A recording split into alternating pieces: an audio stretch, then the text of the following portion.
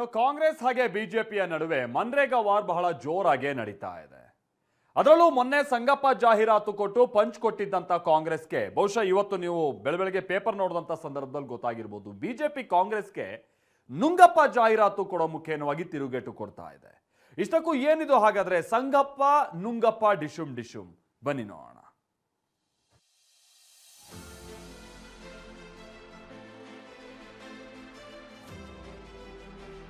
ಮಹಾತ್ಮ ಗಾಂಧೀಜಿ ಹೆಸರನ್ನ ಅದನ್ನ ಯಾಕೆ ತೆಗಿಯಕ್ಕೆ ಹೋದ್ರು?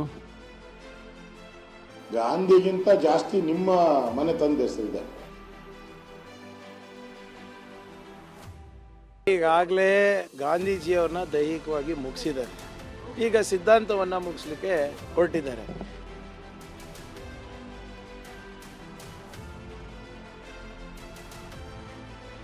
ಮೊನ್ನೆ ಸಂಗಪ್ಪ, ಇವತ್ತು ನುಂಗಪ್ಪ, ಜೋರಾಯ್ತು ಕದನ.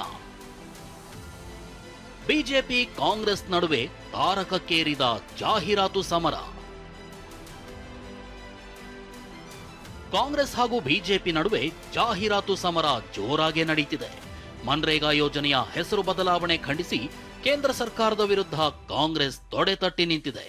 ಕೇಂದ್ರ ಸರ್ಕಾರದ ನೂತನ ಕಾಯ್ದೆ ವಿಬಿಜಿ ರಾಮ್ಜಿ ಗ್ರಾಮ ಪಂಚಾಯಿತಿಗಳ ಅಧಿಕಾರ ಹಾಗೂ ಕಾರ್ಮಿಕರ ಉದ್ಯೋಗ ಖಾತ್ರಿಗೆ ಮರಣ ಶಾಸನ ಅಂತ ಕಾಂಗ್ರೆಸ್ ಆರೋಪಿಸಿದೆ. ಅಷ್ಟೇ ಅಲ್ಲ, ಕಾಂಗ್ರೆಸ್ ಕಳೆದ ವಾರ ಸಂಗಪ್ಪ ಅಂತ ಪತ್ರಿಕೆಗಳಲ್ಲಿ ಜಾಹೀರಾತು ಕೊಟ್ಟಿತ್ತು.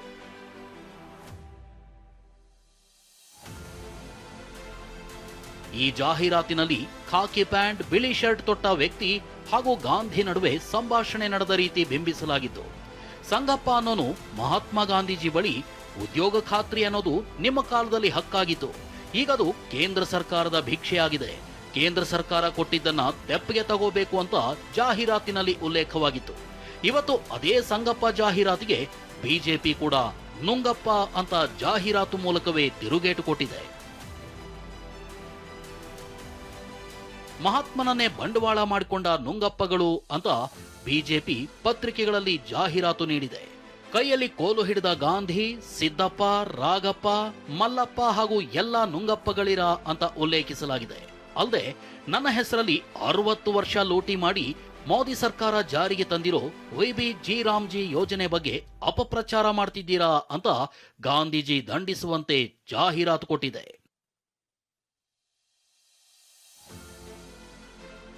ಕೇಸರಿ ಪಡೆಯ ಈ ಜಾಹೀರಾತಿಗೆ ಕಾಂಗ್ರೆಸ್ ನಾಯಕರು ಕಿಡಿಕಾರಿದ್ದಾರೆ.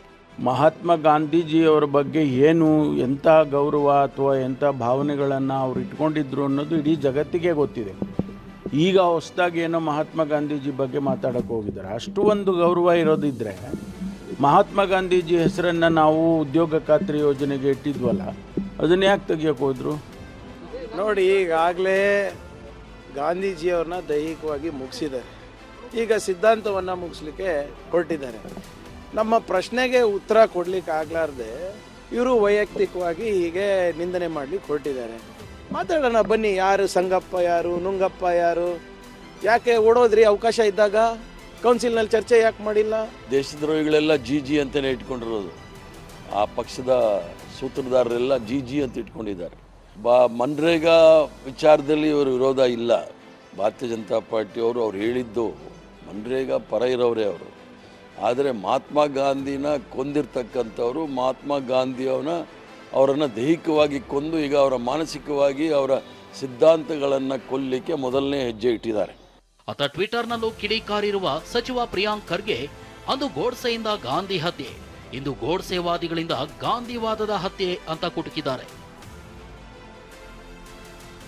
ಇನ್ನು ಕಾಂಗ್ರೆಸ್ ಏಟಿಗೆ ವಿಪಕ್ಷ ನಾಯಕ ಆರ್ ಅಶೋಕ್ ತಿರುಗೇಟು ಕೊಟ್ಟಿದ್ದಾರೆ.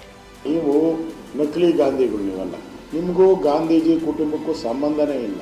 ಆದರೆ ಗಾಂಧೀಜಿ ಹೆಸರನ್ನು ತೆಗೆದುಕೊಂಡು ಗಾಂಧೀಜಿ ಹೆಸರಿಗೆ ಅಪವಿತ್ರ ಮಾಡ್ತಾ ಇದ್ರು. ಯಾಕಂದರೆ ಗಾಂಧಿ ಹೆಸರಿಟ್ಕೊಂಡು ಬೋಫ್ಯಾಕ್ಸ್ ಹಗರಣ ಮಾಡಿದ್ರಿ. ಇಂದಿರಾ ಗಾಂಧಿಯವರು ಗಾಂಧೀಜಿ ಹೆಸರಿಟ್ಕೊಂಡು ದೇಶದ ಸಂವಿಧಾನವನ್ನೇ ಬದಲಿಸ್ಬಿಟ್ರು, ಎಮರ್ಜೆನ್ಸಿ ತಂದರು. ಕಾಂಗ್ರೆಸ್ನವರ ಸಂಗಪ್ಪ ಜಾಹೀರಾತಿಗೆ ಬಿಜೆಪಿ ನುಂಗಪ್ಪ ಅಂತ ಟಕ್ಕರ್ ಕೊಟ್ಟಿದೆ. ಈ ಕದನ ಇಲ್ಲಿಗೆ ನಿಲ್ಲುತ್ತೋ ಕಂಟಿನ್ಯೂ ಆಗುತ್ತೋ ನೋಡಬೇಕು. Bureau report, TV9.